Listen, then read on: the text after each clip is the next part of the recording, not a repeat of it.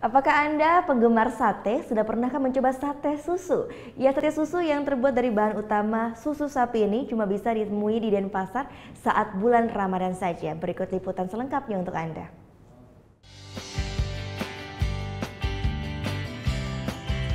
Sate susu sapi? Mungkin makanan ini masih terdengar aneh di telinga kita.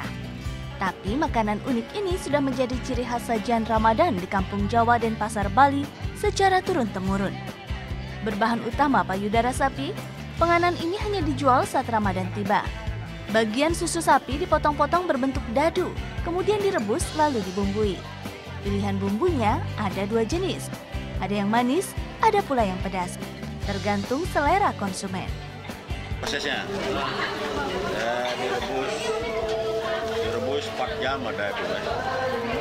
4 jam dari cairan itu udah susu itu 4 jam jadi menggumpal ya, baru diiris. Kuliner ini pun menjadi salah satu menu favorit buka puasa warga Denpasar. Tak hanya warga sekitar, sate susu sapi juga membuat penasaran warga luar kota.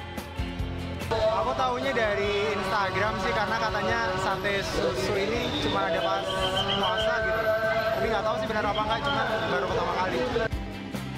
Pada bulan Ramadan, rata-rata para pedagang menghabiskan sebanyak 10 kg susu sapi. Tertarik untuk mencoba? Satu tusuk sate susu sapi dijual dengan harga Rp2.000. Surya Sanjaya melaporkan untuk NET.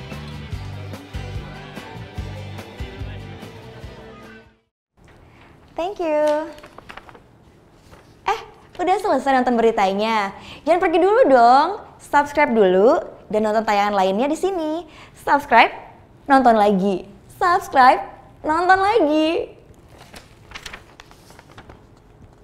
Kak.